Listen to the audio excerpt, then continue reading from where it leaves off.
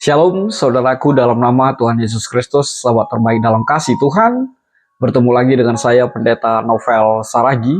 Firman Tuhan yang menyapa kita tertulis dalam kitab 2 Korintus pasal yang kelima, ayat 6 sampai ayatnya yang ke-10.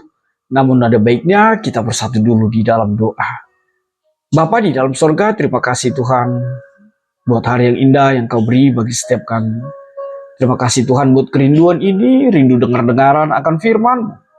Maka berfirmanlah Kau Tuhan, sebab kami siap untuk menerimanya. Amin. Shalom saudaraku dalam nama Tuhan Yesus Kristus, sahabat terbaik dalam kasih Tuhan. Seperti yang saya sebut tadi, bahwa firman Tuhan yang menyapa kita tertulis dalam kitab 2 Korintus, pasal yang kelima, ayat yang ke-6 sampai ayatnya yang ke-10. Begini firman Tuhan, saya bacakan buat kita semua. Maka oleh karena itu hati kami senantiasa tabah, meskipun kami sadar bahwa selama kami mendiami tubuh ini, kami masih jauh dari Tuhan. Sebab hidup kami ini adalah hidup karena percaya, bukan karena melihat. Tetapi hati kami tabah dan terlebih suka kami beralih dari tubuh ini untuk menetap pada Tuhan. Sebab itu juga kami berusaha, baik kami diam di dalam tubuh ini maupun kami diam di luarnya, supaya kami berkenan kepadanya. Sebab kita semua harus menghadap tahta pengadilan Kristus, yaitu supaya setiap orang memperoleh apa yang patut diterimanya, sesuai dengan yang dilakukannya dalam hidupnya ini, baik ataupun jahat. Demikian firman Tuhan. Saudara yang diberkati dalam nama Tuhan Yesus Kristus. Menarik sekali ketika tema kita mengantar kepada kita hidup karena percaya, bukan karena melihat. Kenapa saya mengatakan menarik sekali? Sebab bisakah kita bayangkan kalau seandainya kita percaya hanya karena melihat, lalu situasi saat ini menghadirkan bahwa kita tidak bisa melihat Yesus itu secara kasat mata. Atau bayangkan saja kalau sesuatunya itu selalu hanya ditentukan oleh apa yang kita lihat. Lalu ketika yang kelihatan itu tidak ada lagi di depan mata kita, maka terbantahkan, maka runtuhlah itu semua. Dan Paulus saat ini sebagai penulis surat kepada jemaat Korintus menegaskan hal itu kepada setiap kita. Di ayat yang ke-7 Paulus mengatakan, sebab hidup kami ini adalah hidup karena percaya, bukan karena melihat. Saudara yang diberkati dalam nama Tuhan Yesus Kristus, di sini Paulus ingin menegaskan beberapa hal melalui nats kita ini. Hal yang pertama, apa yang disebutkan di dalam ayat 6 sampai ayat yang ke-7 itu tidak lain adalah keyakinan dan keberanian dalam iman. Paulus di sini menekankan bahwa kehidupan orang percaya itu didasarkan kepada iman, bukan karena apa yang dilihat di dalam kehidupannya. Artinya apa? Orang Kristen harus hidup di dalam sebuah keyakinan akan janji-janji Tuhan di dalam kehidupannya, meskipun Tuhan itu tidak bisa terlihat secara kasat mata. Hal yang kedua yang mau Paulus tegaskan, apa yang disampaikan di dalam ayat yang ke-8 itu, adanya kerinduan untuk bersama dengan Tuhan. Paulus menyampaikan adanya kerinduan yang luar biasa, yang begitu besar untuk meninggalkan tubuh jasmani itu dan menetap bersama Tuhan. Tapi lihatlah apa yang dikatakan oleh Paulus. Dia bukan mau mengatakan bahwa dia ingin mati saja atau meninggalkan tubuh itu.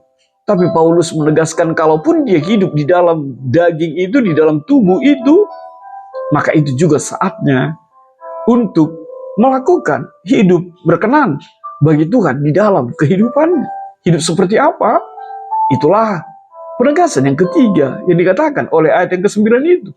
Hidup yang menyenangkan Tuhan. Itu menjadi penegasan yang ketiga yang dikatakan oleh Paulus. Hidup yang menyenangkan Tuhan. Paulus menegaskan bahwa baik dalam hidup ataupun mati, tujuan hidup orang percaya itu adalah untuk menyenangkan Tuhan. Menyenangkanmu, senangkanmu. Ya. Yang keempat yang mau ditegaskan tidak lain adalah akan adanya penghakiman Kristus. Setiap orang akan dihakimi. Setiap orang akan mempertanggungjawabkan setiap perbuatannya ketika dia hidup di dalam dunia ini. Artinya apa? Pentingnya kesadaran bagi setiap kita bahwa segala sesuatunya memiliki konsekuensi di dalam kehidupan kita. Maka saudaraku, dalam nama Tuhan Yesus Kristus, sahabat terbaik dalam kasih Tuhan, kita melihat alasan kuat seorang Paulus menuliskan nats ini tidak lain adalah ingin menguatkan jemaat dalam iman percaya yang hanya kepada Kristus Yesus. Yang kedua, alasan kuat Paulus menuliskannya memberikan penghiburan dalam setiap penderitaan pergumulan yang mereka alami. Yang ketiga, menekankan pentingnya hidup yang berkenan kepada Tuhan. Dan yang keempat, alasan Paulus ingin mengajarkan tentang setiap kita akan mempertanggungjawabkan segala sesuatu yang kita lakoni di dalam kehidupan kita. Maka saudaraku dalam kasih Tuhan, apa yang bisa menjadi kaitan tema kita ketika tema kita mengatakan hidup karena percaya, bukan karena melihat? Hal yang pertama yang kita kaitkan dengan tema ini tidak lain adalah bahwa iman itu adalah dasar hidup orang Kristen. Artinya apa? Iman itulah yang sesungguhnya sebuah keyakinan yang kuat sekali dan tak tergoyahkan akan Tuhan dan setiap janjinya untuk setiap kita. Maka yang bisa kita kaitkan dengan tema ini tidak lain adalah kalaupun kita tidak bisa melihat, kalaupun kita tidak bisa secara kasat mata memandang Yesus itu seperti apa di kisah Alkitab yang menceritakannya, tapi keyakinan oleh iman yang kuat, jadikanlah itu menjadi dasar menjalani kehidupan ini. Hal yang kedua, kaitan tema tidak lain adalah keberanian dalam iman. Artinya apa? Meskipun kita berada di dunia ini dan belum bisa melihat Tuhan Yesus secara kasat mata, tapi tetaplah miliki keberanian dan keyakinan itu bahwa suatu saat nanti kita akan ada berada bersamanya. Seperti apa yang dikatakan Paulus, bahwa kita akan menetap bersama Tuhan Yesus di sorga nyata di dalam kehidupan setiap orang percaya. Lalu apa yang ketiga yang bisa kita kaitkan dengan tema kita pada saat ini? Fokuslah pada kehidupan kekal itu. Jangan berfokus kepada dunia ini. Jangan berfokus kepada daging dan tubuh ini yang bersifat sementara. Tapi fokuslah pada kehidupan yang kekal itu. Sebab kehidupan kekal itu hanya dimiliki oleh orang yang percaya, bukan karena melihat. Lalu apa yang keempat? Pertanggungjawaban di hadapan Kristus. Di ayat ke-10 kita diingatkan bahwa setiap kita akan dihakimi oleh Tuhan Yesus. Artinya apa? Berjalanlah menjalani kehidupan ini dengan sebuah kesadaran bahwa setiap kita akan mempertanggungjawabkan segala sesuatunya dalam kehidupan kita di hadapan Allah Bapa. Ketika kita memiliki kesadaran itu, maka lebih lagi kita hidup di dalam kesukaan. Kita hidup di dalam perkenaan Tuhan dalam kehidupan kita. Maka saudaraku, sahabat terbaik dalam kasih Tuhan, apa yang bisa menjadi refleksi bagi setiap kita? Hal yang pertama, tidak lain adalah milikilah iman di tengah ketidakpastian ini. Artinya apa? Kita bertanya dalam diri kita, apakah kita menjalani hidup ini ketika sesuatu itu penuh dengan ketidakpastian? Masihkah kita hidup di dalam iman percaya kita? Yang kedua, milikilah keberanian dan ketabahan. Artinya apa?